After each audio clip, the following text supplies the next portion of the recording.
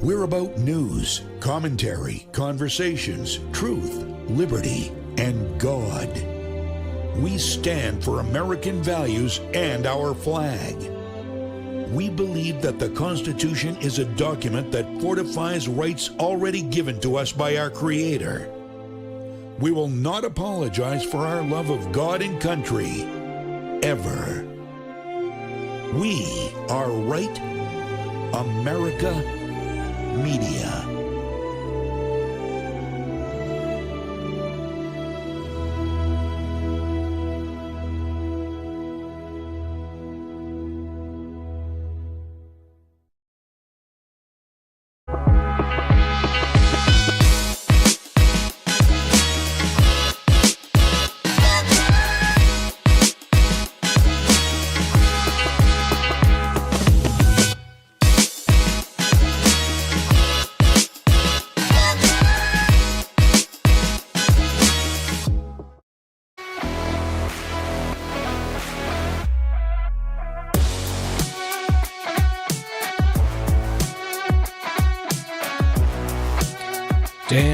Damn. Did you see that? That was a beautiful overview of Manchester, New Hampshire.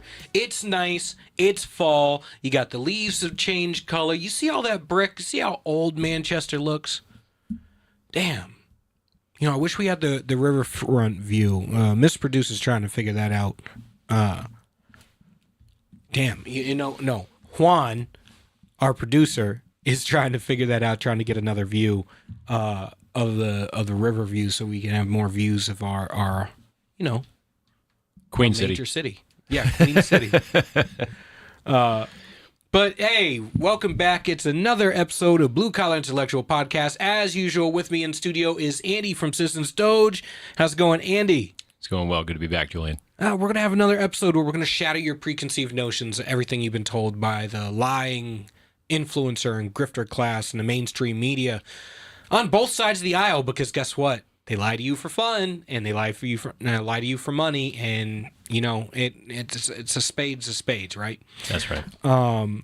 So the big fervor this week, I don't know what broke the internet more. Was it Sydney Sweeney's boobs, or was it the Nick Fuentes Tucker Carlson interview?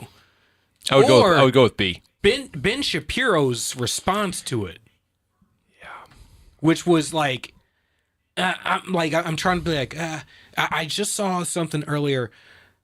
17 million views for the Tucker Carlson Nick Fuentes interview over the course of about a week and a half.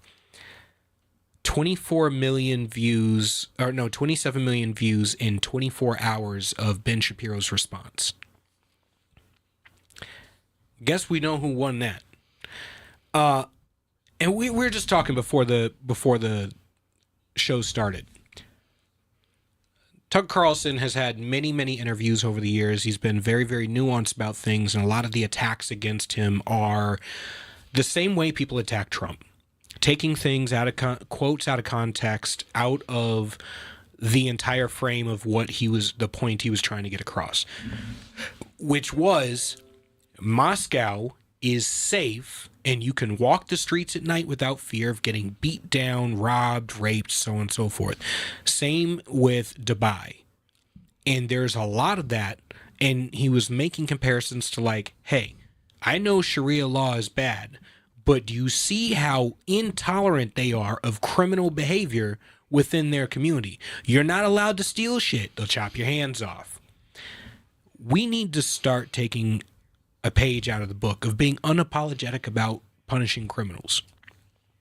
Have you noticed as the punishments for crime have dropped over the years, more people are willing to engage in petty crime? Yes, violent crime has dropped consistently throughout time as people will live better, more cushier lives, don't have to fight for resources. Even poor people in America have iPhones and shit and social media accounts.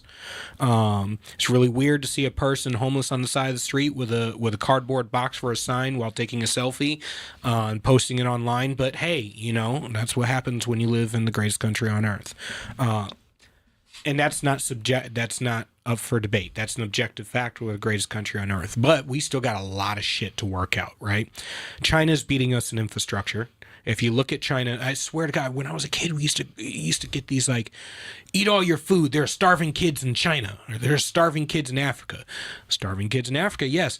But if you look at like Lagos, and you look at like China, and you look at all over Southeast Asia, a lot of these countries that we're sitting there going like, these bunch of half-naked people in rice paddies and shit. We're looking at old pictures from what it used to be like in Vietnam, or the 1990s, 1980s, and stuff like that. And as our guest was on last week talking about how we lost the Vietnam War, and if you look at Vietnam now, it doesn't look even close to what the average American would think it looks like. You look at Southeast Asia and the infrastructure in all these non-Western countries, and they're insane. They're absolutely beautiful. And I'm sitting here going, wait a minute. We've had a narrative about corruption in all these other countries and how they don't take care of their people and stuff like that. And yes, they don't have a constitution like we do. They don't have individual liberties the way we do. They weren't founded on the idea of you being able to wrest the stars and the moon by the sweat of your own, the strength of your own back and the sweat of your own brow. However, there are very simple things they've been able to accomplish. And they've been able to accomplish those things. And I'm not going to, because one, there's a moral tenet in society, something we've completely ditched in America. We've gone completely secular and sectarian, and I don't think it's a good thing.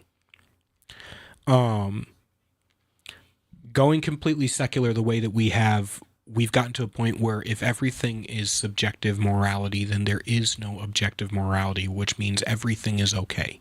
And I would argue that gives a lot more power to politicians, especially progressive politicians, too. I see the two as completely intertwined. It also gives more power to what? Our worst angels, right? So if morality is subjective and all you care about is what you get out of something, then you're less likely to be able to be willing to hold politicians accountable on sheer principle. The reason we got here, and I'm going to blame conservatives for this because we're supposed to be the defenders of the Constitution, right? We wave it around more than everybody else. Mind you, most people on the side of the aisle still haven't read the Constitution. But, we wave it around. And I'm going to say this. The reason why we got here, the reason why people like Nick Fuentes can pop up, the reason why a lot of these conversations are being had now that should have been had in a nuanced fashion. You're not going to tell me that Nick Fuentes brings some sort of intellectual heavyweight to the conversation. However, a lot of these conversations should have been had, and they should have been had now, about foreign influence in our elections, foreign influence in American politics, foreign aid going to literally more places than there are countries on Earth, both sides of every combat engagement on Earth, why our health is declining as a nation, our physical health and our health as a nation. So each individual has more comorbidities than any other country on Earth, including third world countries. That makes no sense. So while we blame the corruption abroad, we have blatant corruption in America, right in front of your eyes. The main funder of all the mainstream media is Big Pharma. They manufacture drugs. They advertise directly to the people. Go talk to your doctor about this condition you think you may have. We're training an entire society of hypochondriacs.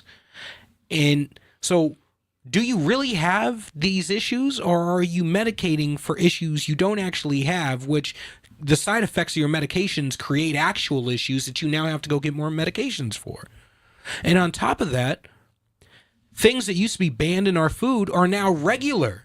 That we have to beg and fight to get them out of our food. Even the intellectual libertarians go, we shouldn't be banning products out of food. I'm going, somebody's poisoning your food. And they're not being honest about it. If we could agree that they had to at least be honest about, hey, I put cyanide in your food, that'd be one thing, but they're not. And they're doing it with government help and government defense because this shit is FDA approved. That's a problem.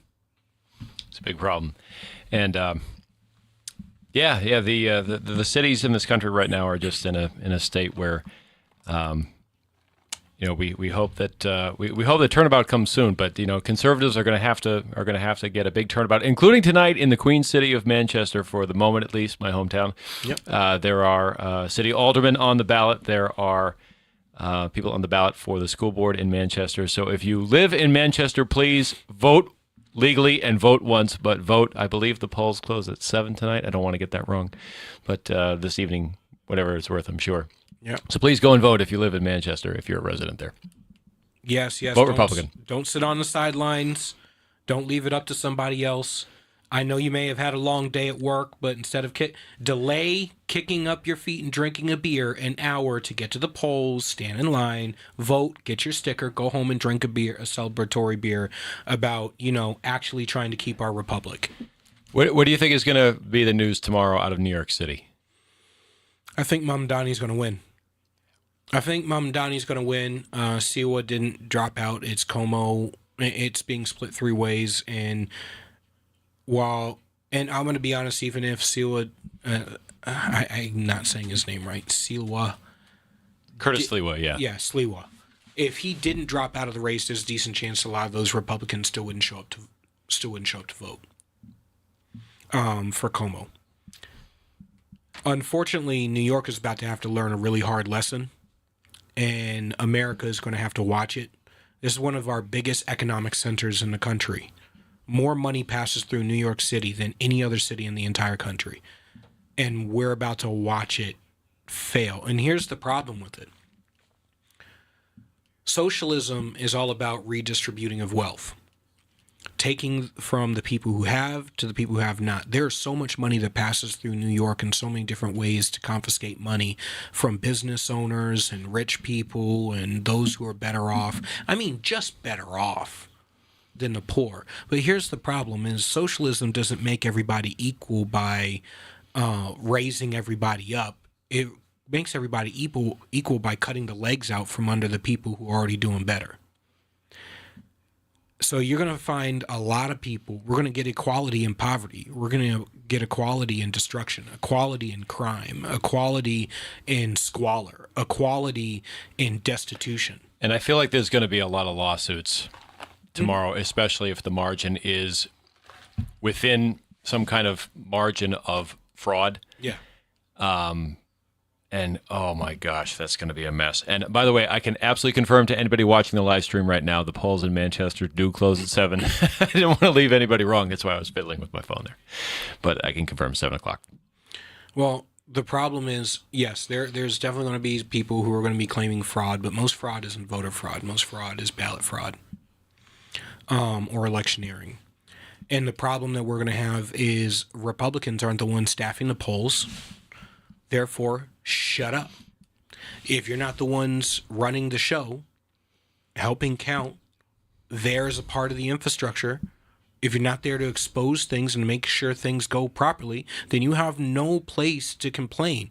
I don't expect my enemy, my opposition, to wake up in the morning and go, God, I can't wait to give that guy Julian a fair shot today. No, that's not how life works. And you know it doesn't work that way. We're all adults, right? We know that people will only be accountable to the degree that they can get something out of it. Absolutely. And the thing that the Mamdani case has hammered home for me, I feel like this is nothing particularly novel. I know lots of other people have thought this too, but ever since he won the primary in June, all of the numbers being broken down about how Republicans and conservatives in New Hampshire and New England around the country are at least increasing in proportion to Democrat registrations, increasing their numbers in ways that at least on the surface portend well for the future of Republicans in elections like what's going on next year, like what's coming up in 3 years, or even like elections going on tonight. All of that leaves out the fact that the progressive wing of the Democrat Party has been the most active and unified political base in the country anytime they get a foothold in an election and through a candidate like Mamdani for many years now. And because New York and cities like it are such pockets of blue, overwhelmingly young, and by young, I mean now younger than you and I, young, college-educated, meritocratic ladder climbers who want to be who would rather be poor with their friends than struggle alone and have unequal outcomes. Those are the kind of people who are driving the political energy in the New York cities of America right now. And unless Republicans can better develop a strategy to actually understand that phenomenon and at its roots before they develop a strategy to actually counter it, they're going to miss. They're going to miss their opportunity to actually counter the disasters that those policies will bring if they spread too far, and if too many cities fall under the result we fear is coming for New York tonight. Yep. And now here's the good part, right? Behavioral psychology shows that everybody wants purpose. We all want to have a purpose. We want to feel fulfilled, right? Women feel fulfilled when they're doing something socially applicable. They're doing something that they're going to get praise for socially. Men feel like we have a purpose when we're doing something that is going to provide something, that is going to build something, that is going to accomplish something. Inspire people. That's what the GOP needs to do, is inspire people. And that means the first thing we need to do is get rid. So, introspection, we're looking in a mirror right now. Get rid of everything inside you that tells you to play it safe, that tells you to hold back, that tells you this is a district that's too hard to win. This is a district that you shouldn't fight in. We should run away from the blue cities. You can't sit there for decades and say, run away from the blue cities, look at how bad they are, and then be surprised when you get a Mamdani. All of you left. There was a guy, Sonny Johnson. Great friend of mine. She said, we have gotten it wrong. White flight and gentrification. There's a guy who hopped into a black space and asked us to explain white flight and gentrification as both being vestiges of white supremacy. And she goes, I'm going to humor you, and I'm going to say that it is. And here's how I'm going to say it. White conservatives, when y'all get pissed and y'all get butthurt, you run away.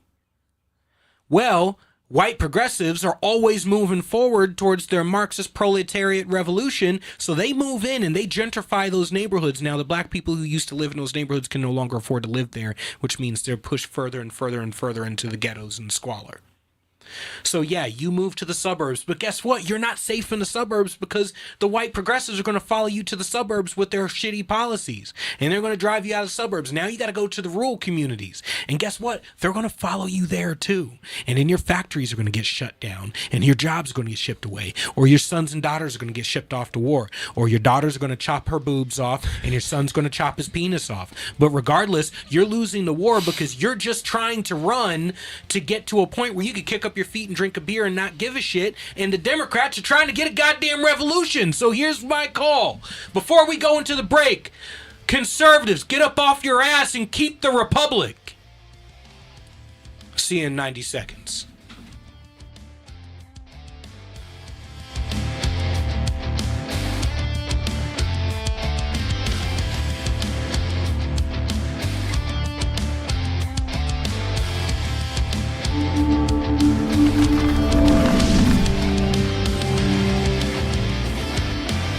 United We Stand.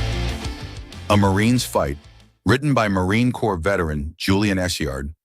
This book examines the deepening fractures in our nation, political division, government overreach, and a fading sense of shared responsibility, and offers a battle-tested path forward. A Marine's Fight is a bold and urgent call to action for every American who believes in the founding ideals of our republic. United We Stand. A Marine's Fight can be purchased on Amazon. I'm Chris Jakomick. I served in the United States Air Force and I deployed 3 times. So in 2017, I was serving as an Air Force First Sergeant. Our motto in that role is my job is people, everyone is my business. But unfortunately in that year, I would lose my own brother, Lance Corporal Adam Jakomick, to suicide. The majority of veteran suicides are from guns. I store my weapons securely, not only for myself, but for my family. My service never stops.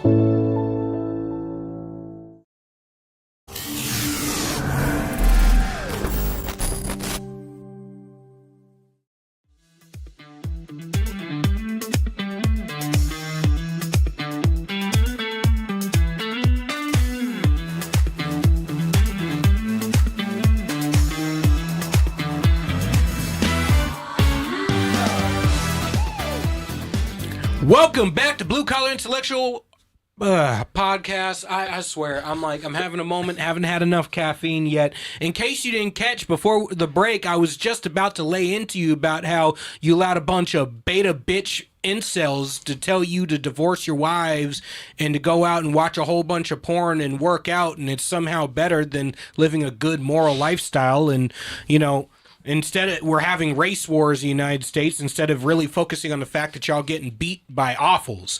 Angry white leftists. Angry white female leftists. Hey, y'all getting beat by awfuls. This isn't a race war. You're getting beat by progressives, by Marxists, who happen to be the same skin color. And, I don't know. People don't want to take accountability. But, we have a good opportunity right now. This is a great time. I talk about keeping the republic. Up next, our guest is Daniel Betts. He is a congressional candidate in Texas' 21st district, running in the Republican primary, see if he can land that seat and bring some serious conservative fervor to the House of Representatives. How are you doing today, sir? I'm doing pretty well. Thanks for having me. I appreciate being on the show. No problem. I'm sorry. Before he came on, I was getting I had a fire in my belly because there's a lot going on in this country right now, and I feel like we're just not taking it seriously. So, what are you seeing down there in Texas? I understand entirely. Yeah, I mean, that was really speaking to me, what you were saying about not giving up the urban cores. I do live out in the country now, so maybe I'm part of the problem in that regard. But I used to live in Austin, a very liberal blue. In Texas, we call it the blueberry and the tomato soup, and extraordinarily liberal. And I ran against the rogue Soros-backed district attorney that they have there that's just giving up all of the city to crime and, homelessness and drugs. And I ran for district attorney against him. And we still got 32% of the vote, even in that liberal bastion. I think that it is so important as Republicans that we still run for those races, even if we know we're not going to win, because we put them on the record. We bring their policies out of the basement and make them see the light of day so that people say, maybe next time, so that at least they know that they had a choice and that they're living with it when they see it. I 100% agree, and I'm going to give you, as a political strategist, I'm going to give you a couple things that I think are great tools that every Republican needs to do better, and something on our side of the aisle we fail at. We suck at marketing. We suck at marketing. We have the greatest thing ever to market: liberty, freedom, the Constitution, the greatest country on earth, and we can't sell it to people who are willing to die crawling across the border to get it. Our problem is we take such ire with what the Democrats are doing that we forget, in pointing out how bad our opposition is, we forget to sell our alternative. 100%. It's a positive message that people are more likely to respond to. I mean, there's so much that liberals are doing, especially on a day like today. You can see it from Jay Jones wanting to murder children to the nonsense with Mamdani in New York City to what they're trying to pull in California. It's everywhere, and it's tough not to call it out. But yeah, faith, family, freedom, these are amazing positives that people not only want, they need it, and they know that on a core level. And when you can speak to that, and when you're able to communicate with them and remind them that the things that unite us as Americans are still greater than the things that divide us. 100%. I think they win. 100%. That's been one of the things that I've been a long critic of, is in the Republican Party, and I got into an argument with Ronna McDaniel about this very same thing, giving up the urban center cores. My whole point was, if you want to save this country, it's going to be with men. It's going to be with divine masculinity as the foundation for any strong society, safe communities, strong families, strong children who are going to be independent, critical thinking adults and self-sufficient. If you're going to do it, you need to bring in all men, not just white men, not just Hispanic men. You need white men, black men, Absolutely. Jewish men, Hispanic men, Asian men. You need them all. And we all need, and all you have to do for us is give us job, give us a purpose, give us direction, tell us go out there, rest the stars, rest the moon by the strength of your own back and the sweat of your own brow. This is the country you can do it in. And then get rid of all the regulations in our way and all the things that can stop us from doing it. Absolutely. And that last part is something that really resonates with me. You know, I consider myself a constitutional conservative, and I'm a defense attorney. I'm a criminal defense attorney. So I know that makes me weird in Republican circles, but especially with all the lawfare that we've seen and the federal overreach that we've seen in the last 10 years, I think that it's so important to have people who under institutional freedoms fighting on our side. And so that's what I want to do when I get to Congress is your life is overregulated. Mine's overregulated. All my constituents' lives are overregulated, and it's because of federal overreach. And we need to get back to that freedom by removing those regulations and getting back to what the founders intended in terms of what the Commerce Clause meant and what the feds were actually allowed to do. I 100% agree. As a matter of fact, I had run for Congress in 2022 up here in New Hampshire, and same race as Caroline Leavitt, actually. Caroline is a friend. I know her family very well. And one of the things I found is the average question I would get asked on the campaign trail are things that a federal congressman has no business answering or being involved in because the average person doesn't understand how our system actually works. No, and I think that that's the biggest danger is that, you know, you get a question like that, and especially if you haven't done this before, it's very easy to say, I'm going to fix that for you. But we got to remember who we are as conservatives. As conservatives, we are not supposed to violate, you know, the bounds of federal power. We're not supposed to do that. And it's very easy to say, for example, we're going to ban abortion nationwide. And when my constituents say that to me and they say, well, yeah, why shouldn't we do that? It's murder. I said, well, what about murder makes it federal in the first place? And they don't really have an answer to that. And I know I'm not supposed to argue with the voters, but I think it's so important to educate people on the metes and bounds of states' rights and things that should be handled and are better handled at a local level. You know, education's got to be handled at a local level too. There's so many different things like that we've lost the lead as Americans and believe that the feds are supposed to, you know, fix everything for us. Well, I think the problem is the education system or the indoctrination system has taught entire generations of people that, one, we've become hyper-focused on the federal races because those are the ones that are on TV. They have the most money. They're all over social media and stuff. Your school board doesn't get people out of bed in the morning, right? Nobody wakes up in the morning and goes, damn, it should, especially considering what's happening. I don't think people realize that the school board is essentially this fourth sovereign that we've created in our country. You know, along with the feds, the states, the native nations, and then the school board. They are an executive agency. They have executive power over our lives. They're a taxing authority. I think that all politics, the most important politics, is local politics, and people forget that and say, "Oh, and, you know, it's not important what I'm doing." And that's why every time I meet a precinct chair, I am so careful to look them in the eye and not disingenuously, but really thank them, because that's a sacrifice, the thankless sacrifice. And so to your viewers, if you're in a precinct without a precinct chair, that's you. You should do it. You should do it today.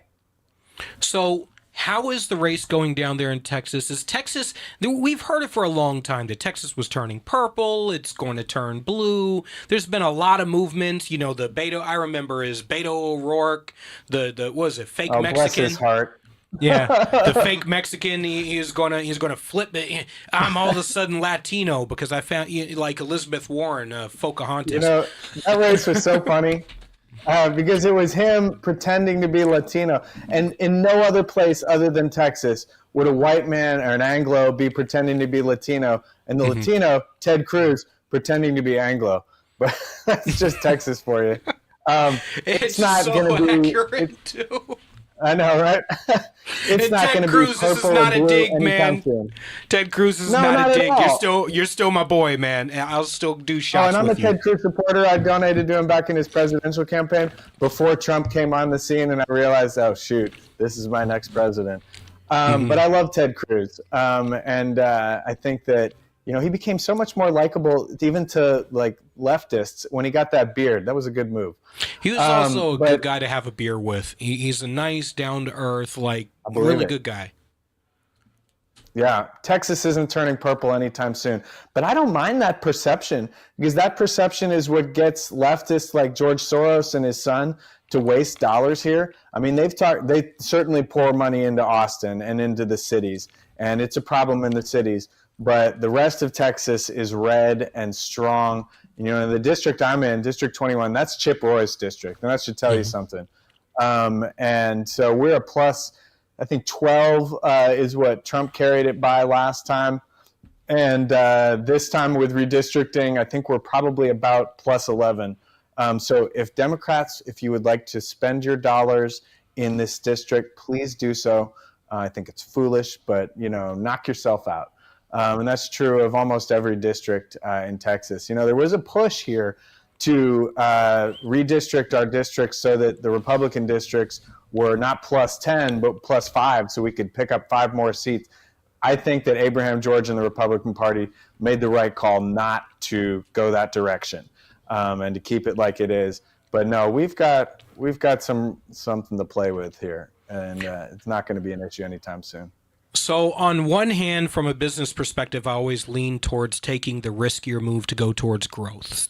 But at the same time, as a political strategist, I understand the beast that is the Republican Party, and two of our greatest problems we have within our party is apathy, and we're reactive. We wait till the Democrats throw a punch before we counterpunch, and we are always behind in the money game.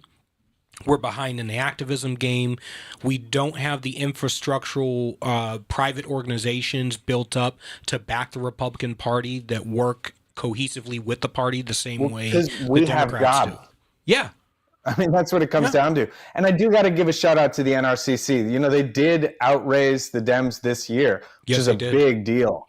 And so it's not all doom and gloom. And I think that a lot of people, with what happened with the 2020 election, what happened with Trump's first term, are getting awake and getting involved. And especially, I go to these political events, and when I introduce myself, I say who I am, and the first thing that I ask the person I'm talking to is, "What's your name and what do you do?" And so many of them are retirees. So I think that it's really important that if you don't have a job anymore, that you get involved, because we need you, and we need Americans of all different generations to get involved. Being reactive. We can't be reactive. We've got better ideas. Let's just put them out there. That's the biggest problem, is if you're always waiting for your opponent to punch first. And the danger of being a counterpuncher is you're always behind the 8 ball. And while Trump is really good at counterpunching, the issue is, if you want to keep the republic, you need to proactively keep the republic, which means you need to proactively pass down lessons to your children. Be proactive in your community as stewards of your community. Keep your community safe. Show up to school board meetings, zoning board meetings, town council meetings, everything. You need to be infrastructural. It is something I've actually brought up to evangelicals, Faith and Freedom in Allen, Texas, back in 2021. I said the reason why we are where we are here in society right now is because we got safe proselytizing within our 4 walls to people who already agree with us, and casting lightning bolts at those outside of our 4 walls, rather than being out on the streets talking to normal people and being Christ-like, opening your arms, bringing them in, embracing them. Not even just talking to normal people, talking to people who, like you said, Christ hung out with the tax collectors and the prostitutes. And some of the voters that I talk to, they say oh, there are some irredeemables on the other side. And that's not the language that I want us to use. That's like Hillary Clinton's language. Yeah. I want us to recognize that, and this is a quote that I use all the time. Alexander Solzhenitsyn, he says that the line between good and evil passes through every human heart, and that even in the darkest of hearts, a bridgehead of good remains. That is really important for us to remember, and that people are convincible, and they're convincible. I think that if you're wanting to have an argument with someone, it doesn't help to use ad hominem attacks. It doesn't help to go after them personally. What we need to do is figure out what I would call our axioms are, the things that we agree on. And figure out, well, do you agree on this? And if you do agree on this, then what we can argue to from there. Because if you don't agree on the same axioms, well, then there really isn't a conversation to be had. But I'm convinced that as Americans, we fundamentally do believe in the same axioms, or at least a lot of them still. All the data that I've seen shows we agree on about 80 to 90% of things, but because Why are we at each other's throats?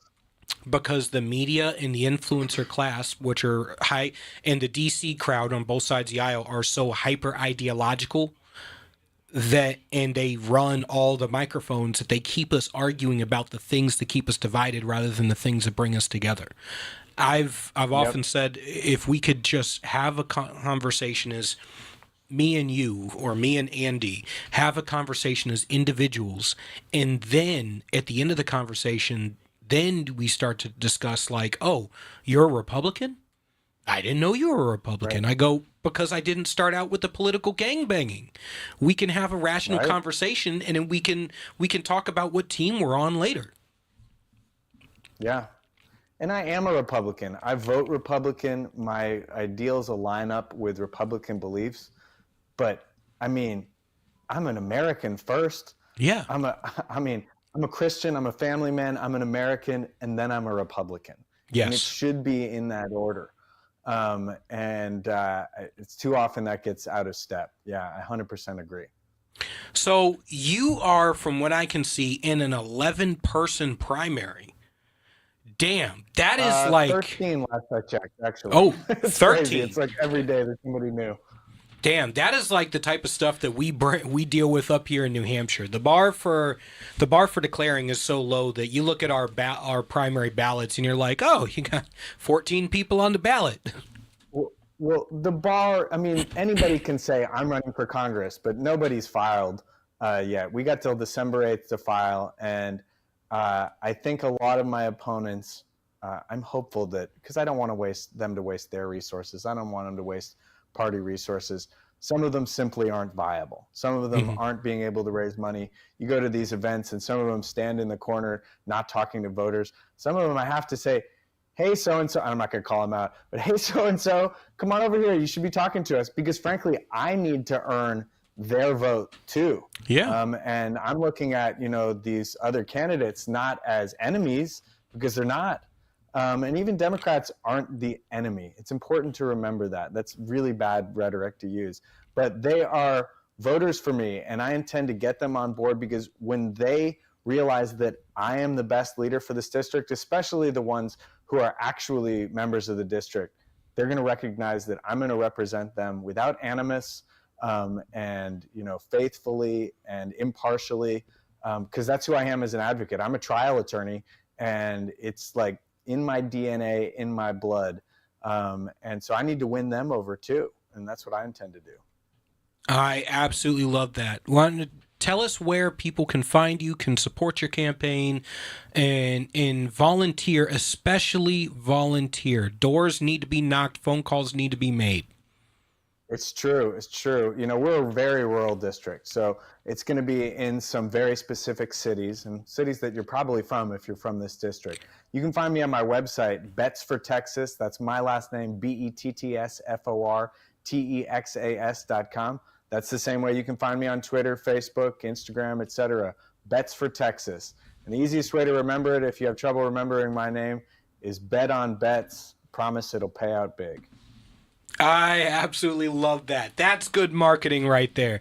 Again, everyone, this is Daniel Betts running for Texas 21st District in the Republican primary. Make sure you get out, take a look at his campaign, and if you love what he stands for, I'm liking everything I hear so far, go ahead and give him some support, shoot him a donation, but make sure you donate time. Time matters. Effort matters. And then tell everybody else.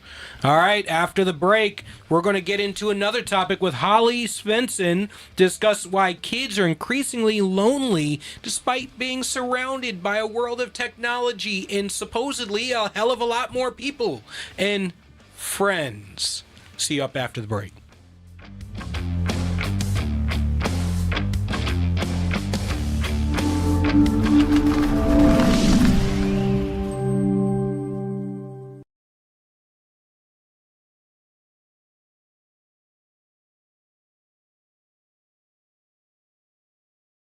New Hampshire Republican Governor Kelly Ayotte has been making a lot of noise about how she's funding education.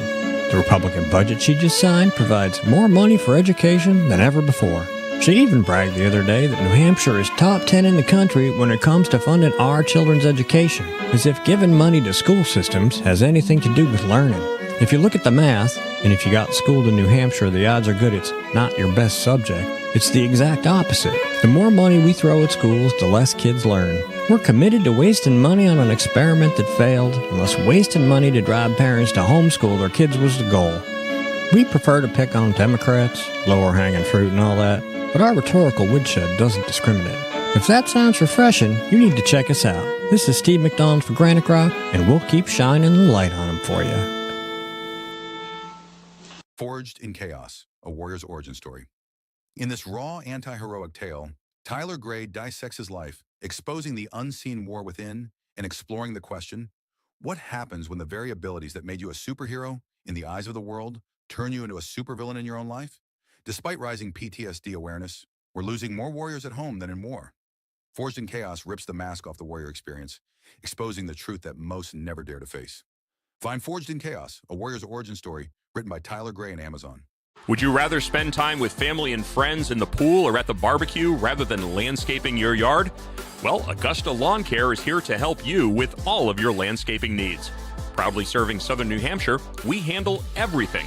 Weekly mowing, spring and fall cleanups, bush trimming, mulch installs, lawn treatments, aeration, dethatching, and even snow plowing and salting when the dreaded winter hits. Call Augusta Lawn Care today and let your yard be the best looking yard on the block. Call 603-331-4768. Augusta Lawn Care, locally owned, professionally done. Call 603-331-4678 or visit us online at AugustaLawnCareServices.com/Londonderry. That's AugustaLawnCareServices.com/Londonderry.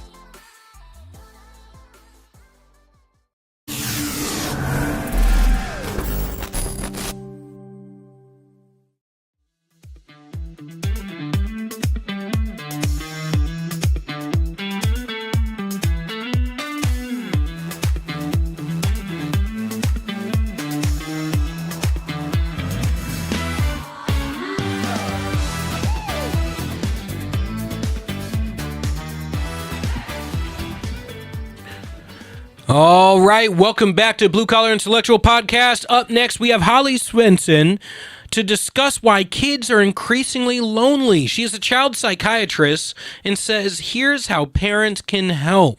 She is the author of Stop, Drop, Grow, and Glow, Forming Deeper and More Joyful Connections with Yourself and Your Children. She's been on the show before. We are so happy to have her back. How are you doing today? Hi, Julian. I'm well. Thanks for having me. I'm glad to have you back on. I'm not a psychiatrist, but I am a nurse. So I just want to be clear about that. Well, I am happy to have you back on. It has been such a long year already. Why are kids surrounded by more and more people, supposedly, and things and avenues for communication, and increasingly more lonely? Yeah, it's a great question. And I think it's something that needs much more of a spotlight. It's something that is getting more media coverage, thankfully. But, social disconnection, the epidemic of loneliness among our young people is really something that's tragic. I mean, you would think that this is a time where kids are, hanging out and making those deep connections, but truly, we're in the age of technology where screens and social media have really captured their attention, and seeing these surface level connections versus those deep human to human connections. That's a huge problem, part of the problem, truly.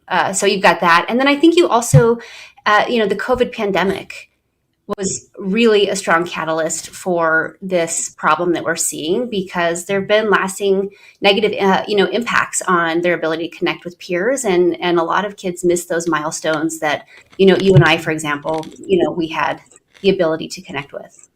I think it also pushed kids online far sooner than they would have ever been. I believe I saw a study that the average kid didn't get online until around like age 13, 14. Now they're online at around 5 to 7 years old. That is horrific. Yeah, it's staggering. It's absolutely horrific. And you can see the devastating impacts it's having. I mean, 24% of our young people, well, actually, I'll back up. 26% of our 11 to 17-year-olds, boys in particular, are reporting feeling lonely. And so when you're talking about kids starting at age 5, you can see that by the time they're hitting 11, they're already just, overwhelmed by this loneliness. And we really, I think, as parents and as a society, we need to come in and kind of swoop in and help our children have healthier boundaries when it comes to screens and how they're using them, how they're interacting, and also making intentional time where they are having just, time to be with other children without the presence of screens. I think this is also linked to the increase in teenage suicidal ideation as well, is the massive use of social media and being online, not having real friendships, because we were just talking about this before the show, and another facet, the idea that you can build a fake reality that you live in to escape the life that you normally live in, but all the connections that you have within this fake reality are superficial at best. They're friends that if they were to not log on today, you would lose nothing. That if they log on today, you gain nothing. If you didn't log on today, they would lose nothing. There's no investment past the, hey, how's it going? That's it. Let's play our game. There's no depth, right? It's surface level, as you're pointing out. And humans need depth, even if our children don't even realize what they're missing. That depth is important. And I think it's also really important to point out, you talk about suicidal ideation. Loneliness really does impact our mental and being. And so it does, increase your risk of suicide, reduces your self-esteem, increases the risk of substance abuse, depression, anxiety. All of those things are, a side effect of loneliness. And so it is not a benign issue that we're really, I think, needing to face head on. Not just that, but if you have these issues as young children, they're more likely to get worse than better as you become an adult. Women are reporting the average woman spends up to 6 times more time online on social media than the average man. The average man is spending around 1.5 to 2 hours per day, which means the average woman is spending upwards of 6 to 12 hours a day online. And the suicidal ideation, depression, anxiety, all of that in both men and women are skyrocketing. The average man right now is reporting having less than 1 real friend or 0 real friends at all. And the average woman is increasingly reporting higher amounts of acquaintances but no real friends.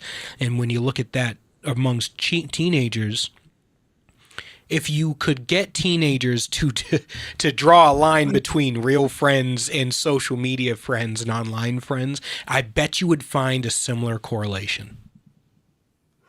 Yeah, I'm sure you would. I mean, you look at what's recommended, especially, for our children, in terms of what's recommended. It's usually for our younger kids up to the age of 5, going back to our younger children, it's 1 hour a day, right? And then 6 plus, they're supposed to be hitting 2. And the actual, what kids are hitting, it's averaging around 7 hours a day. And so you're highlighting it, it's like we know we know what's recommended, but none of us are following those recommendations. And so there really needs to be that leadership from the top down. And, parents need to really, I think, be those leaders in their family and show their teens, show their children how to have healthier boundaries. Because if we aren't teaching them, they're going to continue, these statistics are only going to get worse.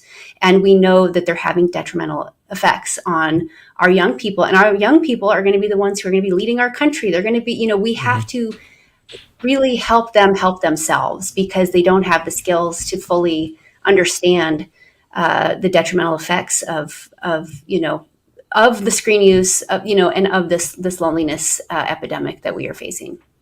I think the sad part is the reason why we're here in this position is because we're often some of the worst perpetrators of it. Us as adults, we're some of the worst perpetrators of it.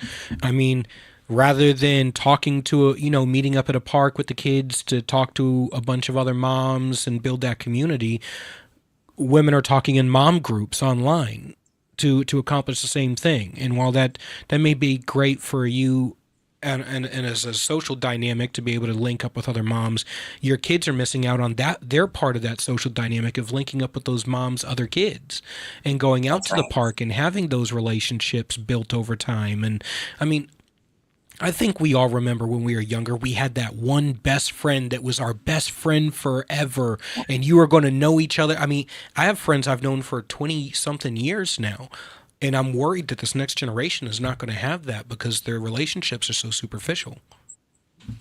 Yeah, I mean, it's definitely a concern. And even, we have 4 boys at home, and we waited a lot longer than most parents to give our kids cell phones. We waited till 9th grade. And and what I see among, our children is even when they're together, oftentimes they all have their phones out. And so they're not forging those relationships on that deeper level. And and one of the things that, I'll just throw out there too, like this weekend, I took them out and they had a buddy along, and I just said, hey, we're going to go have this adventure where everyone needs to leave their phone on the counter. And so we went out for a few hours, cell phone free.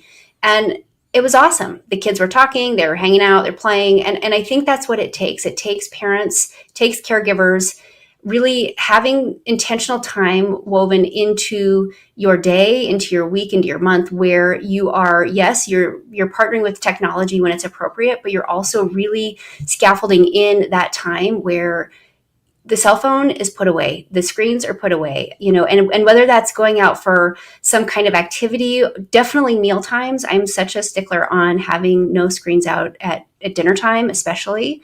And then, of course, not in the bedrooms. I think that's another place to really draw a line for more health and well-being, of helping our kids not take those devices into their place of rest.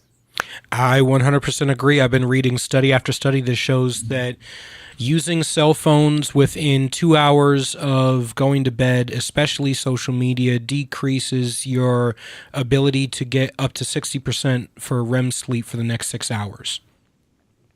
And it does that impact. increases your likelihood of anxiety, depression, and your cortisol levels up to 80% for the next 12 hours. Yeah, it's intense. I mean, we know, so as I said, we a lot of us know that this isn't good for us, but we're having a really hard time finding a healthier pathway to walk down. And so, maybe it's statistics like this that, we're talking about today, this epidemic of how lonely our children are. I hope it will be a wake-up call for people to start realizing, like, hey, my kids are lonely. I had no idea this many children were lonely. I need to start doing better in my life to be that role model to help them help themselves. So in my house, we instituted a family time. So from dinner time until bedtime, we don't do electronics. We alternate between game night and movie night. So we sit down, pop some popcorn, watch a movie together. We vote on the movie, which means, everybody is not always going to be happy, but, we still spend the time. Game night's always a bunch of fun. And then before we go to bed, we do prayers, and we alternate between a family connect cards, which you can find on Amazon, which I recommend. They're fantastic. And a gratefulness exercise where we go around and we explain what we're all grateful for. And I love I it. think those connections, I think that time is what the average family needs to be rebuilding, to bring those kids, to give them, one, a sense of family again, and two, to help them not feel so alone. Because you certainly shouldn't be sitting right next to your brother, sister, mom, uncle, aunt, and feel alone. You're right. Absolutely. Well, and I mean, and I think that's the sad truth. I mean, especially if you're talking like dinner time and everyone has their own device out, people are together, but they're not really together. And so that's what it takes. Like what you're outlining of really having intentional time, and you have a rhythm and a routine that's really serving your family in a positive direction. That's what it takes. And I think I'd also like to throw out another statistic that's pretty powerful, that 1 in 4 Americans reported eating all of their meals alone. And so this is like 53% increase from 2003. And so, eating together is, I mean, everyone needs to eat every day, but truly when you can do this in community, it's going to increase your life satisfaction, your bonding. It's, we are social creatures, and we really need to nurture these times throughout our day, whether it's mealtime or bedtime routines, whatever, where we can really start to strengthen those bonds. Yeah, I mean, that used to be the time where you sit down at the table. Hey, all right, kids, one by one, tell me about your day. Mommy, how was your day? Daddy, how was your day? And you start to connect, and you talk about things, and you pass on lessons. And that used to be the area where you would pass on wisdom to your children. I think America's lost that. Yeah, they need that top down. I mean, the storytelling, and because we're all so distracted, it's making it really hard to have those genuine connections. And so that is where, again, I mean, I've said this a couple times, but it needs to come from the top down. If you're checked out as a parent, your children are going to learn to be checked out in their lives. And so if we want to start closing this gap of loneliness, we need to create an environment that supports connection and depth in our relationships and in our families. So are you seeing any movements or organizations that are really making headway in this? Besides yourself, are you the lone soldier on the battlefield out there? No. So what I will say is my whole thing is I'm really committed to bringing more wellness to our families, more intentionality, more joy. And so I will say the U.S. former Surgeon General, Vivek Murthy, he an advisory that came out in 23 that was titled "Our Epidemic is Isolation," and there's been studies that are coming out from Harvard, BBC, the World Health Organization, and so I'm certainly not alone. Not alone in this mission. I think for me, though, it's just one of those issues where I think we need more of a spotlight and more voices to really start highlighting that this is an issue, and it's something that I feel driven to help make that positive impact for our children and for our families. And so that's why I show up to do this work. And we are so glad that you do, because it's definitely something we need to be changing. Otherwise, the next generation is not going to be able to run this country. We can't have an entire generation of people who are depressed and barely get by, trying to run the future of the free world. So hopefully, I can't wait to read your book, and I bought it. I hadn't opened it yet, but I can't wait to read your book and really crack down and start putting into practice some of the things that you got in there. Tell everyone where they can find your book, where they come and support your work. Sure. Yeah. So my book is on Barnes & Noble, Amazon, anywhere you buy your books. It's also on Audible and anywhere you buy your audiobooks. And if you want to connect with me, my website is liveyourglow.live. And I'm also on Instagram at HollySwenson_liveyourglow. All right. Thank you. I want to thank you for coming on the show and always being a fantastic guest, and for doing the great work in trying to create a stronger, better new generation. You got it. Thank you, Julian. I appreciate you. Have a good one. All right, that's going to be it for this episode of Blue Collar Intellectual Podcast. Make sure you join the Ram TV Live family, that you go and get active locally in your community. Remember, we're a federalist system, which means you need to fix the country from the bottom up, not the top down. Okay? Stop being an online Twitter activist. Get up off your ass and get to the polls. Today is voting day. All right? God bless. We'll see you next week.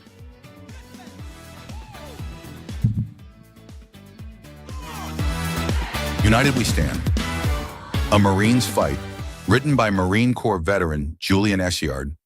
This book examines the deepening fractures in our nation, political division, government overreach, and a fading sense of shared responsibility, and offers a battle-tested path forward.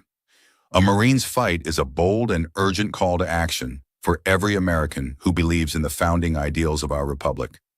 United We Stand. A Marine's Fight can be purchased on Amazon.